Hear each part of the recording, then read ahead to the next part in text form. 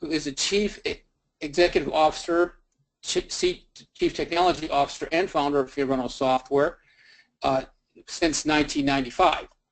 And he brought a vision of an architectural revolution to the realm of business integration.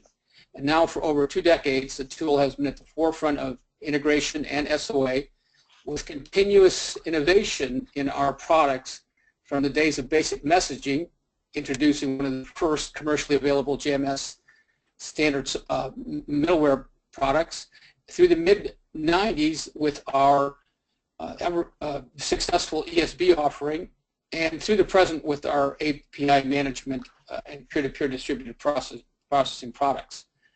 He is also one of the first entrepreneurs to realize the power of microservices early on, a critical architectural decision in redefining today's digital world. So with that, I'd like to introduce you to Jason Bloomberg, and Jason will set the stage for the rise of open source enterprise service bus. Thanks very much. Take it away, Jason. Well, thank you very much, Tom. Let's see if we got the control going here. So it's a pleasure to be here on the another Fiorano webinar, and somebody needs to hand me the control so I can advance the slides.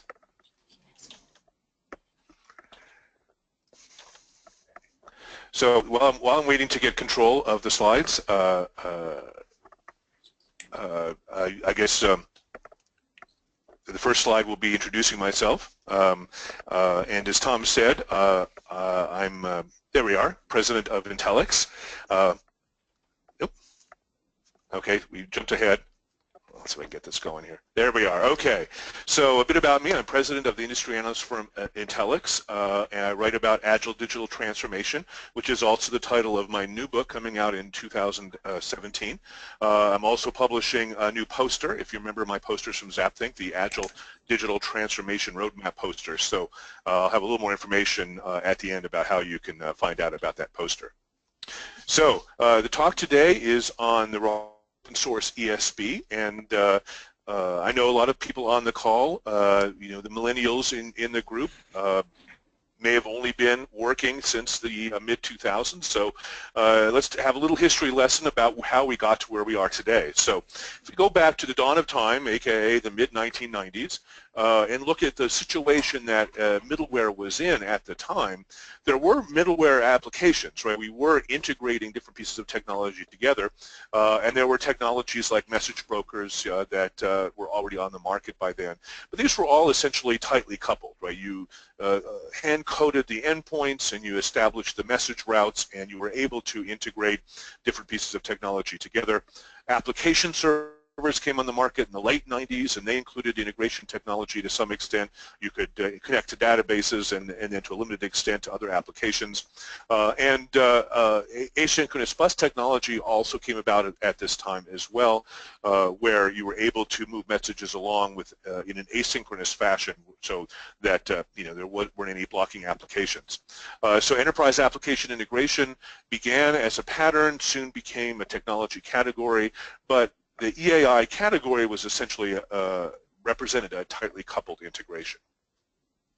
So by 2001, the overall integration community realized that we needed a better way of integrating technology. We needed a more loosely coupled approach, and we looked at Corba, which had established a certain amount of penetration into the market, but it had its issues. So Corba is the common object request broker architecture, and essentially it was a way of moving objects like Java objects around, but it did have a service interface notion where you were able to interact with an abstracted interface, and so that basically what we did at that point is the community got together in the W3C and a few other standards bodies and hammered out the web services standards. So took the best of Corba, took XML, which had by 2001 had achieved a good measure of adoption, and put together a set of XML-based standards for building service abstraction, and we call these web services. So the web services craze lasted for a few years, and the focus was really on what you could do with these services. But clearly the challenge of integration was a part of the story. The services were a way of connecting pieces of technology together. So middleware vendors realized that there was an opportunity here, and Gartner coined the term enterprise service bus. So at that point in time, basically they were putting together a few different words.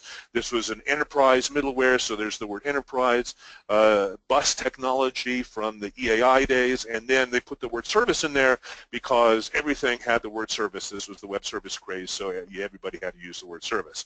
So, but in the early days, there was a variety of different middleware technologies that all now got on the ESB bandwagon, and it was just take this older middleware and put web services on it, call it an ESB because that's what Gartner said the market was called. And so you had a real confusing mishmash of different technologies. So that's what was happening in the commercial space. But what about the open source space? Well, there were a number of open source efforts to build integration technology, so that became now open source ESB efforts. But keep in mind, this really is enterprise middleware, and enterprise technology is difficult to build, right? It takes a lot of time, takes a lot of effort, and so for open source efforts that are primarily driven by volunteers or by people assigned by vendors to drive open source development, it takes time for open source technologies to mature. So in the early days of web services, there were some open source products, but they weren't very useful because they just hadn't matured yet.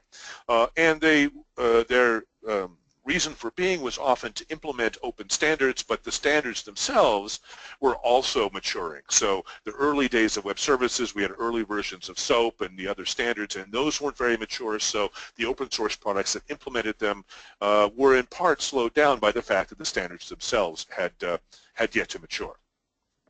So by 2005, we had a reasonable idea of what an ESB was supposed to look like, and it's essentially a traditional piece of on-premise middleware. So the bus is in the middle. It's fundamentally a hub and spoke architecture, and it is able to connect via various endpoints to various pieces of technology, both front-end technology as well as back-end technology, and you're able to expose web service endpoints as well as other kinds of endpoints, and then it abstracted the message routing and abstracted data transformation and security operations so that you could rely upon the ESB to do this for you. But if you look at this picture, especially if you're one of those millennials I talked about whose careers essentially have always been in the cloud, you look at this and you say, well, this is not very cloud ready, right? It's centralized, it's installed, it's on-premise, it's not going to scale horizontally, it's not going to be easily distributed or easily multi-tenant, right? This was all before the cloud, right? These technologies are essentially 1990s technologies updated for the early 2000s. This was before the cloud hit the scene, so we really weren't thinking about any of those cloud-based architectural principles at this phase, the 2005 phase. So by around this time, 2004, 2005, up through really the economic downturn, the 07, 08 economic downturn, this was really the heyday for service-oriented architecture. So web services and service-oriented architecture are connected, right? Service-oriented architecture often relied upon web services, at least the first generation of SOA relied upon web services, but SOA as an architectural approach for abstracting endpoints and supporting flexible business processes in the enterprise. From the vendor perspective, from the middleware vendors, it was a way to sell more middleware. So the vendors jumped on, the big guys jumped on to the SOA bandwagon. It was the web services bandwagon, now renamed SOA, and started telling their big enterprise customers, well, you want to implement SOA, you've got to buy our middleware, and their products continue to grow.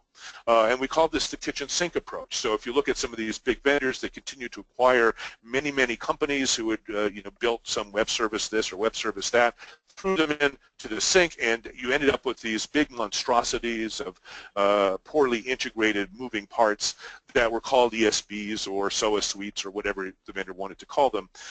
And they were difficult to implement, they were bloated, they were inflexible, and this was all before the cloud, so they had none of these cloud they followed none of the cloud best practices.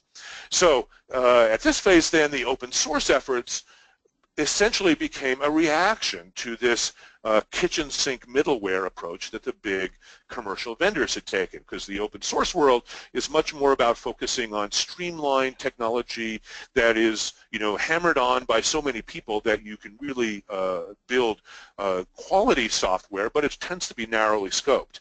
So instead of having these big monstrosities, you ended up with narrowly scoped pieces of middleware that in large part were better quality than the big vendors' products, but did less in each individual product. So you ended up having to build a solution by assembling different pieces of middleware together.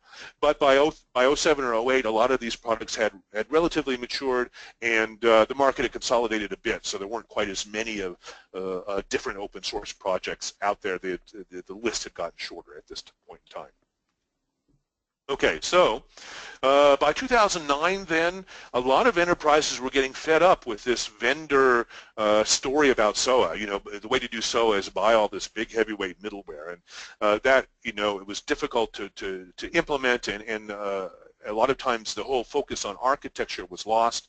And at this point, my buddy Ann Thomas, who was at Burton at the time, now she's at Gartner, wrote this wonderful blog post called SOA is Dead, Long Live Services. And it's amazing. It became a meme immediately, and all these executives read the first 3 words, SOA is dead, and thought, oh, well, SOA is dead. Why are we spending all this money on SOA?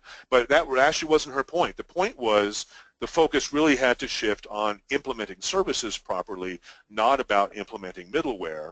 And that shifted the focus on SOA. We'd been through the economic downturn, so budgets were being cut. If SOA efforts hadn't paid off, if they had just turned into things, they were often, the money was now invested in other places, and there was a new, sort of a new thinking about how to deal with enterprise integration. So at the same time, the cloud took off, right? So cloud computing became a reality, both the SaaS efforts as well as the IaaS, infrastructure as a service efforts, and now we became more familiar with some of these cloud best practices, the architectural best practices of horizontal scalability, decentralization, and how we're dealing with failure, right? Instead of building high availability systems, we're building highly resilient systems that respond well to failure, so they automatically recover from failure, and that's a very different way of thinking about failure than we had in the previous generation of technology. So all these traditional ESBs, what I like to call bloatware ESBs, the commercial ESBs, weren't architected to follow these now new best practices. So all these vendors really struggled, and they're still struggling to reinvent what it means to do integration in today's cloud-centric world. So this gave now a new opportunity for open source, because open source is, because these are more streamlined products that are doing less but doing it better, they're better able to move forward into the cloud, and that's essentially what happened with the open source world in terms of the enterprise integration world. So if you look around today, cloud friendliness, following core cloud architectural best practices is now a prerequisite, right? You would never buy middleware that is centralized and has to be installed on premise as the only option. It's just, why would you ever do that, right? You start with the cloud as a prerequisite. You might use integration platform as a service, or you may use some sort of cloud-based open source, a cloud-based installation of an open source product depending upon your needs. Either way, you start as the cloud as your starting point. So a lot of the open source vendors now have matured their products, and if you look at what, say, Mule, Red Hat, and WSO2 have done over the years as their products have matured, well, they're sort of following the commercial vendors and taking this kitchen sink approach, where they add more different capabilities to their suite and coordinate the suite and make sure the suite is well integrated. And if you need the power of the suite, you need the rules engine and the business process stuff and the other elements of some of these suites, then these products can make sense, but they essentially, they're reasonably cloud friendly but come with baggage, right? They meet the needs of certain organizations, but they're more heavyweight than we might potentially want from our open source products. Now there are other sort of cloud-born open source products as well that are playing in this enterprise integration space, and a lot of these focus on message queuing technologies, so ActiveMQ, RabbitMQ. These are very lightweight. They're relatively mature now. They do a few things very well, but they're very limited in the scope of what they can do. So if you're looking at the integration challenge from the perspective of an enterprise, where you want all of the cloud benefits of horizontal scalability and high resilience, but you also have the security and governance requirements that is part of the enterprise context, then these lightweight open source tools may not meet your needs. So what we have here is now a real opportunity in the market, right? We have the heavyweight open source products that meet the needs of certain companies who really need all the moving parts. You have these very lightweight tools that solve point problems, getting messages from here to there. But in the middle, there's this real opportunity for cloud-centric, cloud-savvy open source integration technologies that bring an enterprise context but are still lightweight. And that's essentially the opportunity now that Fiorano has decided to fill. So that's a great way to set up the Fiorano story. So there's a copy of my older book that's still available. You can buy it online, and if you want a copy of this deck, you don't have to wait. You can simply send an email to nobloat@intellyx.com. That's an autoresponder. You'll get one and only one automated response, no mailing list, it's all automated, with a link to the deck. If you want to sign up for our newsletter, there's a link to do that as well as some information about where I'm appearing and a few other things. So feel free to send an email. I know you all have your phones, you've been playing with them while you've been listening. So send an email to that email address and you'll get the deck. And at this point, I guess I'll turn it back over to Tom, who will introduce Atul. Yes, and thank you very much, Jason, for your insightful presentation. I think that kind of makes it clear where we stand today in the marketplace with respect to our open source ESB opportunities. I'd now like to introduce Atul Saini, the Fiorano CEO, CTO of Fiorano Software. And Atul's going to discuss Fiorano's innovative approach to the open source ESB opportunity. So Atul, take it away. Hi everybody, this is Atul Saini and I'm going to be talking about the Fiorano Community Edition. So let's start with the core requirements that you have for enterprise level middleware. I mean, there's a lot of middleware out there, and the existing open source products have been filling some niche, but really high-end enterprises have a lot of requirements that go beyond what the current open source products offer. First thing is on scaling. You have to scale linearly across commodity hardware. Right there, most of the architectures are hub and spoke architectures, and scaling them is just not particularly easy. Unless you're built ground up in a sort of in a peer style fashion with some kind of centralized control, it simply isn't easy to scale. The second point is fully asynchronous operation. You see, you have to have interactions to scale must be natively asynchronous. You can build synchronous interactions on top of an asynchronous core, but you really can't do it the other way around. This is just a lesson that people learned over time, and you have to take my word for it. Cloud readiness, a single design. You have to have a single design that can map onto enterprise, internal enterprise scaling requirements, that can scale across half enterprise, half cloud, a hybrid environment, or just a cloud style environment. You shouldn't have to change the architecture or change the product. The product should work very seamlessly across all three of these things, and that's really not something you have even in most commercial vendors. And then from a feature set standpoint, integration is not just about picking up a message from one application and sending it to another application with a transformation in the middle. There's a lot of things you need to do to achieve enterprise levels of features. Enterprise, if you really want to meet the requirements of a lot of enterprises, there's a lot of things you need to do. Monitoring, tracing and logging. You need to monitor across different machines, across the whole system. System is not just on a single box all the time. System is typically on distributed.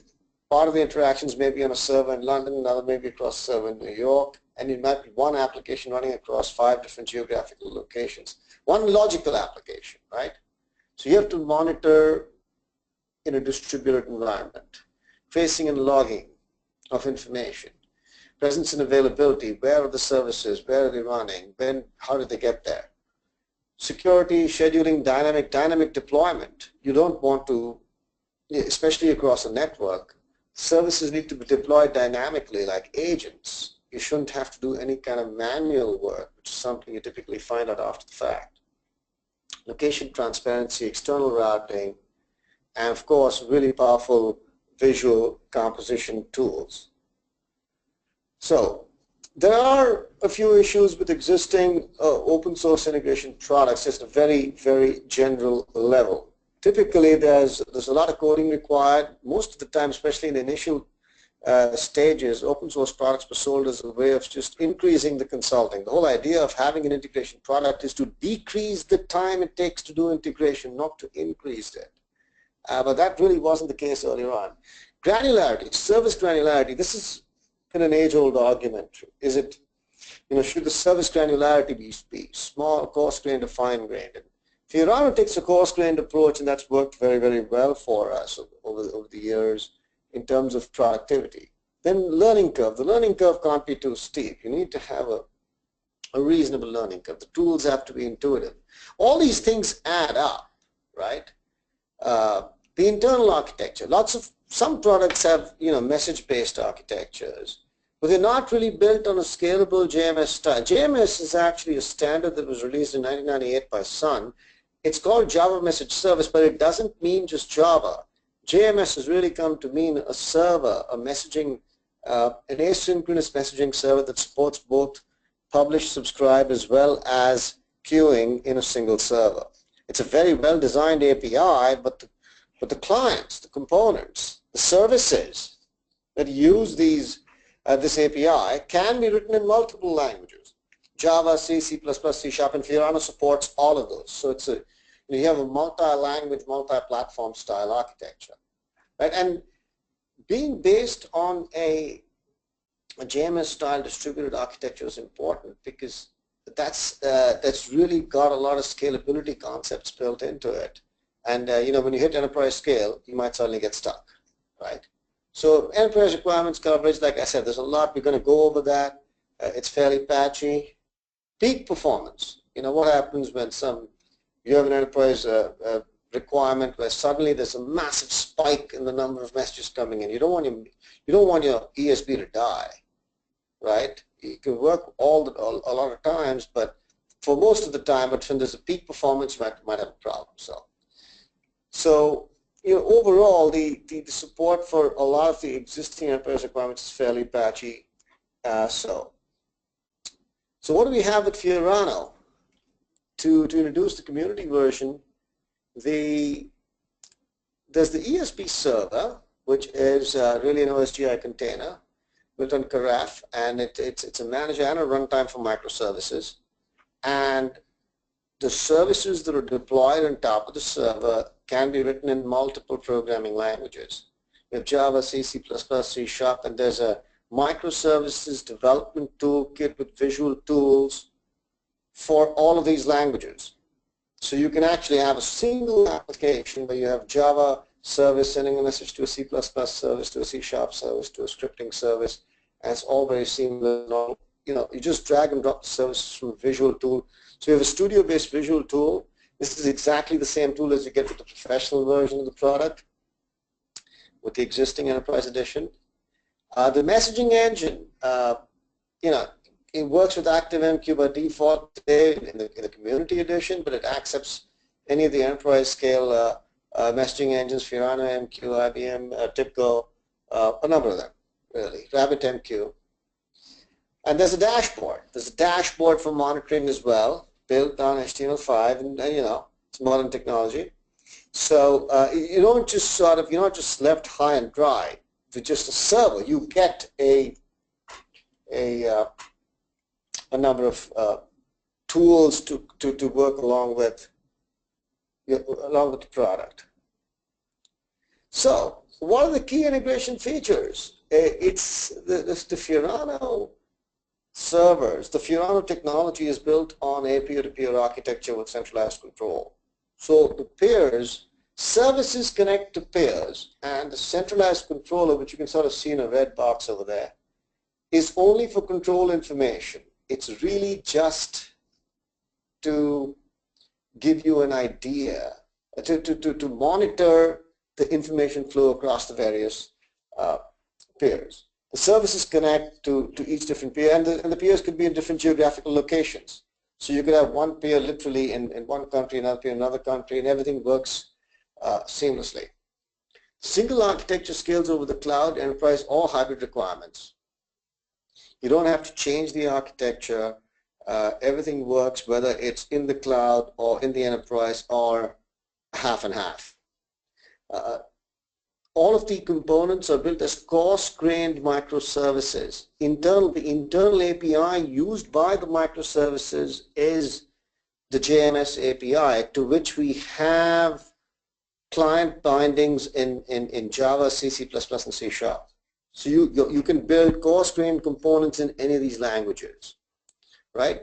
Once again, it should be noted that the granularity is coarse, and this is something that that has a lot of benefits. So what are some of the features? Let's talk about some of the enterprise level features that we're talking about, some of these are present in all the ESBs, but some of them are not. External routing is a great example. Location transparency, the way the system works is you might have 10 services across distributed locations participating in an integration flow. But external routing means that each service only publishes messages to its local folders on its peer, and a target service only subscribes to its local folders. So the components are actually unaware of any of the routing. How the information actually gets routed between the peers is completely independent of the publishing of the information. So what this does is at runtime, you can simply change the routing dynamically. You can dynamically alter the system without stopping it. This has tremendous benefits at the time of development, the speed of development, in testing, for instance, right? So components are actually completely oblivious to the fact they're even participating in a distributed application. So the best of our knowledge, we're the only ones that actually do proper external routing. And having an asynchronous core architecture is critical for that, especially an asynchronous core architecture that scales across geographical locations or scales across different networks.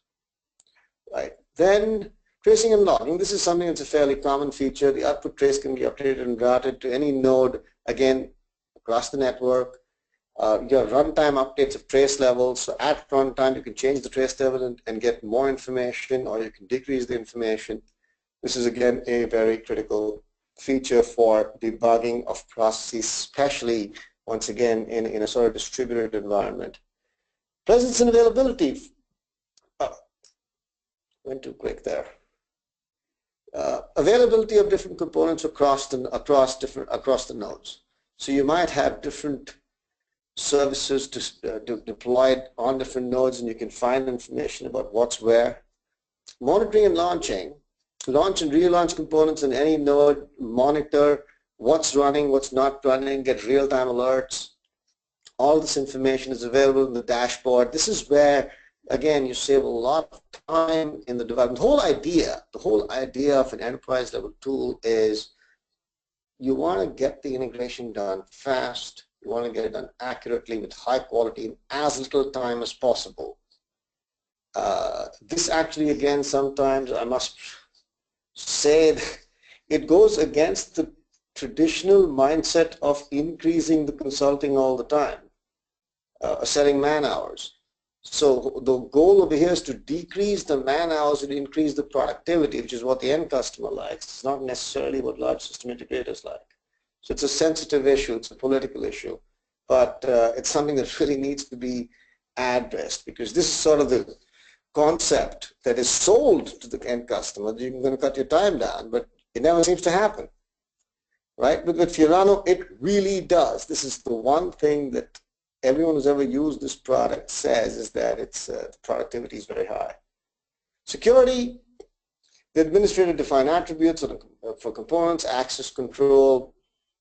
They can be set in a centralized way, distributed to each peer server over the network, and with various levels of a significant number of levels. The details are in the documentation. It's something that you can download and play around with. All this is fully available. Deployment. Now, once you have a network or a cloud-based system with distributed peers across the cloud, you have to, at the click of a button, be able to deploy a service from a centralized repository. Remember, there's a centralized controller, right? The controller is just a place where you create your integration flows, and each component in the flow can run on different peer servers across the network or the cloud. And when you decide to run that flow, the controller can send the different components to the different peer servers like agents flying over the network and installing themselves. So you have an automatic deployment of all the services over the network in a full agent-based manner. And this is again something that is fairly unique because of the way the system is architected from the ground up. It's not something that you normally find in a lot of existing products. A lot of these features are driven by the fact that the underlying system is completely asynchronous. None of this stuff would work particularly well if everything was synchronous. You see? So the system being asynchronous under the covers and fully asynchronous in a very scalable manner is a very important thing for enterprise level scalability. So what are the benefits? Enhanced speed and control. Remember what I said? You're going to get things done a lot faster. So you should use Fiorano only if you want to get the job done really quick. I mean, using Fiorano and taking twice the time that you're normally taking, that would be very, very strange. And if that's the goal, then you shouldn't use the product, right? The product supports runtime process changes in practice. So while the system is running, you can pause, resume, or even add steps to the process at runtime. You don't have to stop the system. It's not like BPEL where you stop the system, add the thing. It's not like the compiled debug cycle where you stop everything, recompile, etc. There's nothing like that. You can just add systems on the fly, add things on the fly, which seems a little weird at first, but something you get used to very quickly. Saves time. You have a process. I'm using the term process very loosely. What it is it's not process in the concept of a business process. It's a flow of data. Let's call it an integration flow. A flow of data across different running services on different peer servers, right? That flow is referred to as a single integration process. Let's use the term integration flow. You can distribute the integration flow across multiple machines from a central location without re-engineering the process, the flow in any way. You just say, run this component on that peer, run that component on that peer. And you can say, okay, I want you at runtime to move this component to the other peer because this peer is getting too loaded. So again, all these things make a huge difference in practice. It saves you a lot of time. When something's getting overloaded, you know, you get alerts. Right? These are sort of the kind of things that enterprises are looking for. There's a microservice development SDK. You can develop in multiple programming languages. There's automatic code generation, sort of like Visual C++ if you're familiar with that. The original Visual C++ tools released by Microsoft. You click a button and it generates the sort of skeleton code for the service. You just type in the business logic and you're ready to go. You click a button and everything appears in the studio. So you essentially can create your own services, your own microservices in the form of these Lego blocks and create your own categories and start using them, right? And at some point in the very near future, we're also going to be announcing a sort of a microservices gallery where developers can publish their microservices and you know, sell them on a commercial basis. Sort of become like iTunes for microservices, call it that way, call it that, right? There's no requirement for an external process persistence database with the Fiorano ESB. This is because the state of the integration flow is not stored in a database. The state of the system is in the messages that are flowing across the system. So let's suppose the power goes out. Well, guess what? The messages are still there. They're all persisted, right? When the power comes back, you start off where you left off. There's no sort of concept where you're going to keep writing the state to a database. And then, if there's a power issue, then you're going to read from the database. Some messages were missing, and then you're going to replay the transactions. None of that stuff.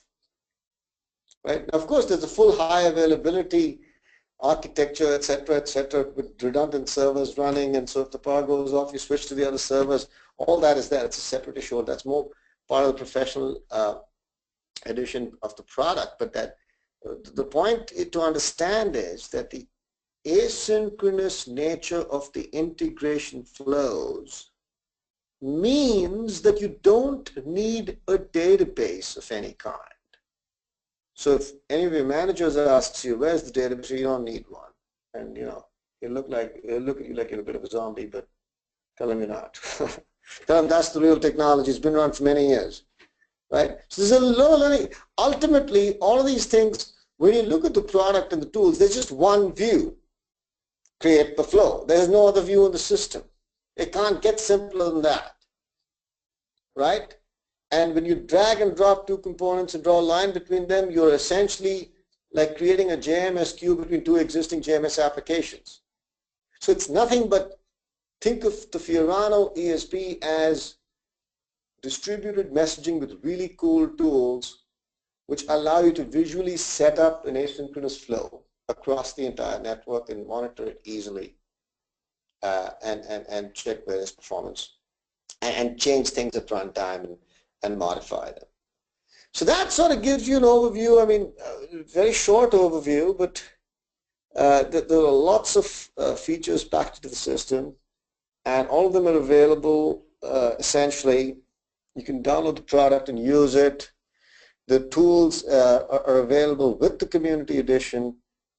Some of the adapters are licensed, and a lot of them are open source, and a lot of them are free, and some of the top-end adapters and all the information is on the website.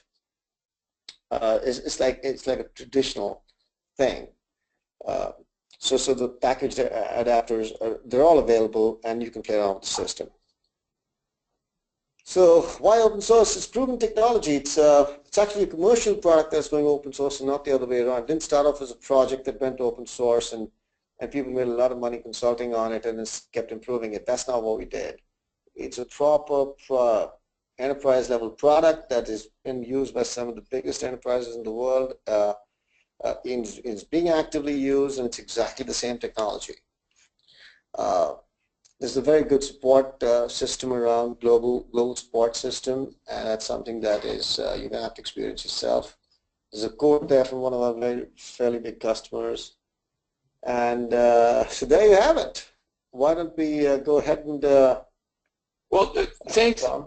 Yeah, thanks very much, Atul, for that. And I'm sure we are going to have some questions here. We'll give everybody a couple of moments to type in a question, and then we'll get those answered as quickly as possible.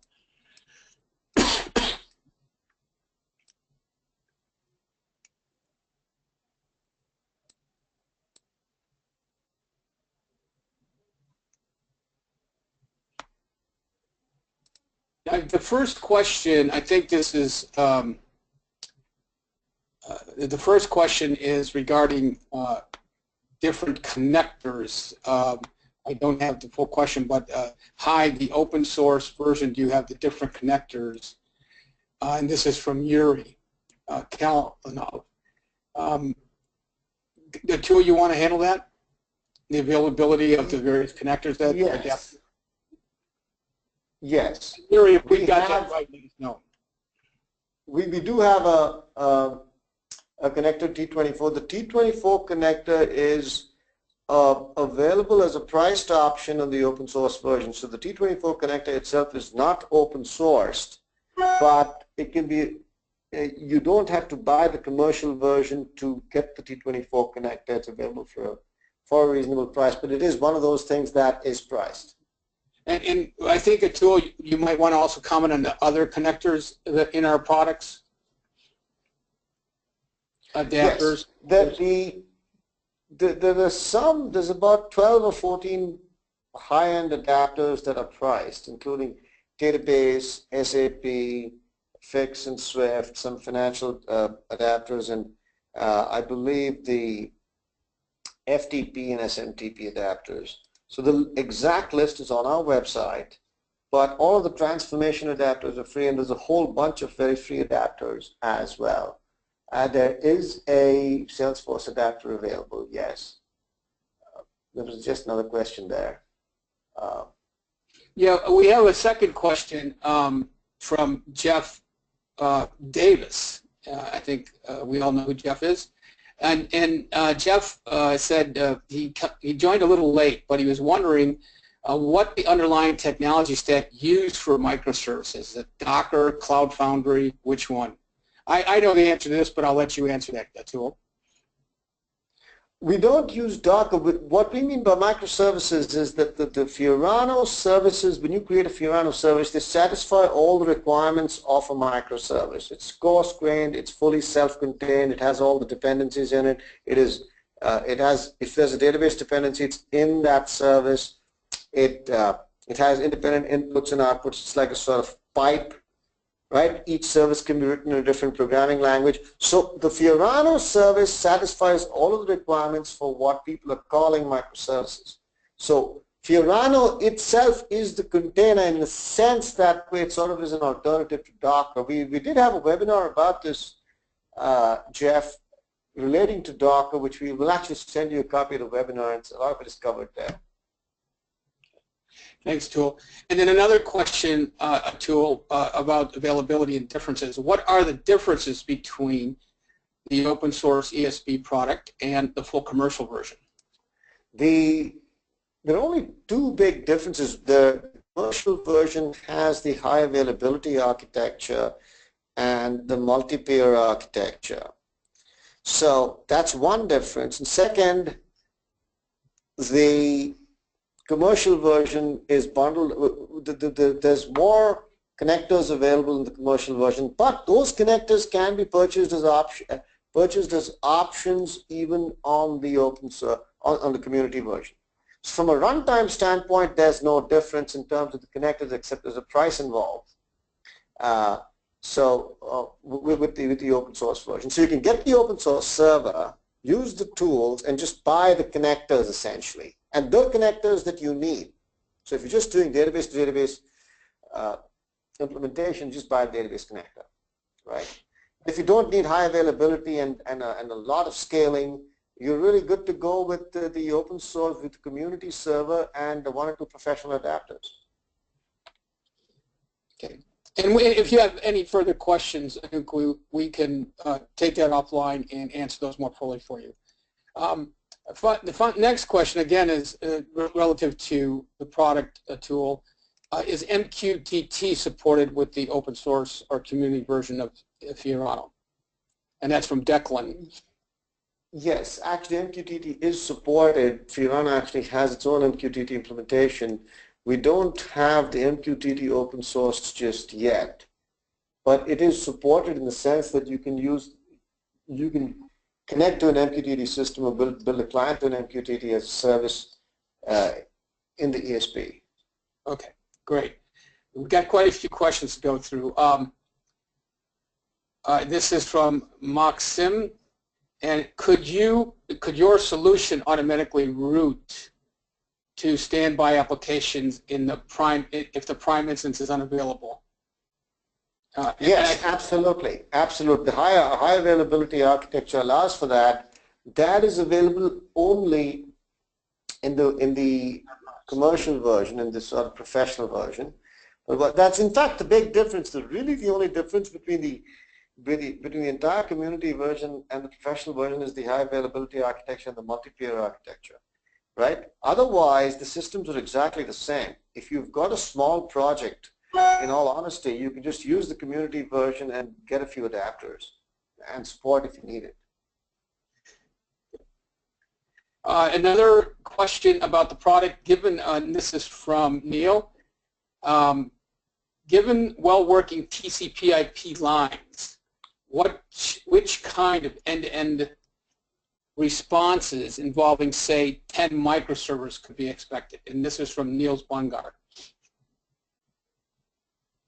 Are you talking about speed? If the discussion is about speed, we've been tested it over, it depends if you just have an internal network. We've tested it over 2,000 messages per second, responses per second, but it really comes down to the network, the hardware you're running on. It's asynchronous, right? So you could set up 5 pair servers and just have, 1 to 2, 3 to 4, 5 to 6, 7 to 8, 9 to 10, and everything running in parallel, right? So things are, you can scale your speed linearly on a single, say, a single system. It's really as fast as JMS, which is very fast. Okay, thank you for that. And another question from Mr. Jeff Davis. Does your Java SDK for microservices use Spring Boot? I believe it does, Jeff. We will have to re-verify with you offline, but my understanding is that it does.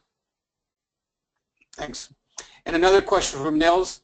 How is your support organization in Europe for a Denmark-based corporation or operation? The support is from Europe is based out of the UK, but Nils, it shouldn't be a problem. Just try to use our support, and we're pretty sure you'll be satisfied. We're well known for that. We've got a lot of customers in Europe, and they're all very happy with our support. And I've got 2 questions here from Steve Doney. Can an open source app be used or imported on the full version? His first question. And the second question, are the release levels of source and full the same? The answer to both is yes. You absolutely can. The open source app, when you build it and you want to move to the full version, there's no problem at all. Right now, the release levels are exactly the same, and there may be a bit of, depending on how many releases we make to the open source, there may be a bit of difference at times, but the goal is to try to keep it as close as possible. Thank you. And another question, this is from Kevin Pereira.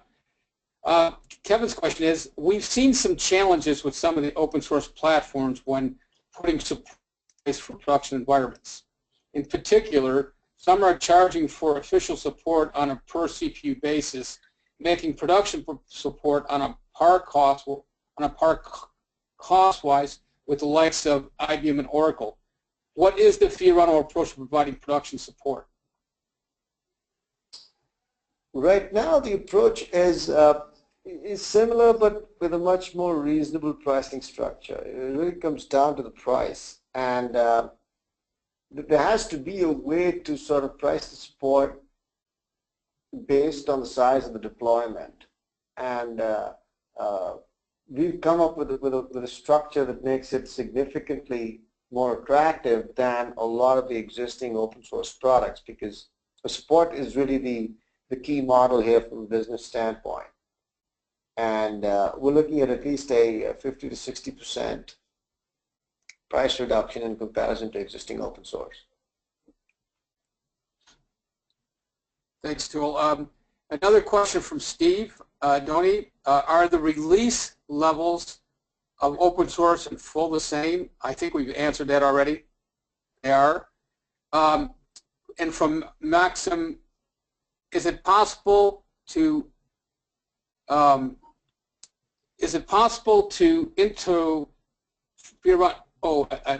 think it's a mistype here. We got a typo. But is it possible to introduce Fiorano logic with check authenticity of the message and authorize it before sending out to the recipient? I believe it's possible. You may have to write a specific component for that. We'll have to check on that, but it is possible to achieve this functionality fairly easily. Yeah, I think I think we have customers that actually do that. But we can get back to you with specifics, but I do believe we can actually get back to Max and speak of that. And from Christopher, we have, what technologies do Fiorano use or recommend regarding high availability in the commercial product? Thanks. With commercial product. Well, we usually recommend the use of it depends whether you want to use shared high availability or replicated. If it's replicated, you can just use two separate machines. Regular servers will do. Use two separate, let's say, 4 CPU machines, right? And when you're writing data, we write to the backup instance first and then to the primary instance, so everything is all synchronized. So that's the approach right there. And you don't really need any specifics. If you want to use shared HA, where you're sort of sharing the data store, then you need a SAN device, and that's something all of this information, Christopher, is actually available in the documentation, and we'll make a note and actually send you a link to the particular part of the documentation where the relevant information is available. And then finally, at least for now, another question from Nuko. So the open source version is free to use, which we know is correct, and yes, right away, and no, there are no deployment licenses. So the question is it ready now, and are there no requirement for deployment licenses? That is correct. There's no requirement for deployment license. There is a license for the tools and the commercial adapters. So the commercial, when you download the product today, you get to use the whole thing. And there are some adapters in the palette that are commercial adapters. Those will only work for 60 days, but you're free to use the tools and the product and anything else and build your own services right out of the box. There's no problem. Absolutely. So, if you use the SAP adapter and then it stops working after 60 days, you can't expect that to work, right? And those are basic license issues. Yeah. And then we have another question here from Humphrey Mora. For Africa, specifically in Nairobi, Kenya, where there is intermittent internet connectivity, do you see any challenges with the use of open source ESB?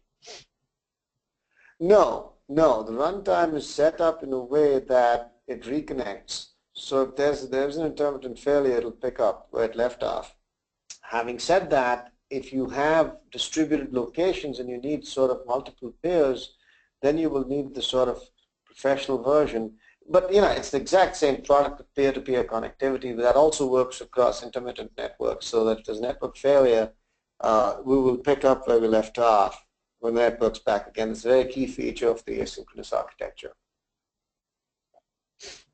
So we're running up to time. We've got about 5 minutes left. I don't know if anybody has any other questions. We'd be happy to answer additional questions, so we'll take 30 seconds to see what comes up. In the event that we have no further questions, we would again like to thank you for joining us today. I hope you found the discussion informative. I think that this is an excellent opportunity to use a very proven product, a commercially proven product in an open source setting. So we encourage you to download the product.